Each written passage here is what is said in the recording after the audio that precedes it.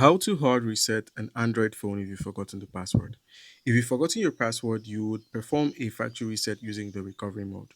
After the reset, many Android phones will require you to sign in with a Google account that was used on that device. That is a factory mode protection or the FRP.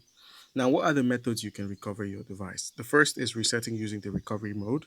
If you can't unlock the phone, recovery mode is a common reset method. Just power off your phone, press and hold the correct button combinations. On most Android phones, it's the power button and up.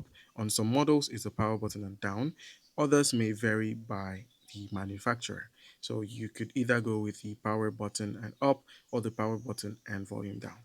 All right, so once there, just use the buttons when the recovery mode appears. It would appear as a black screen, and you use your volume buttons to navigate, and then the power button to select and make your choice. All right, so once you're on this menu here, which is the Android recovery menu, go ahead and press the power button to select what you want to do, if it's to reboot or to reset or wipe your data or factory reset. Use the power button to confirm and select reboot system. Now, you could also try another method, which is to use Google's Find My Device. You could use the Google Find My Device to simply erase your device as far as your Google account is connected to that device. So once the device goes online or mobile data is going through it or it's connected to a Wi-Fi source, you can easily erase the device remotely. All right, guys. So that's it. That's how you can go about resetting your device.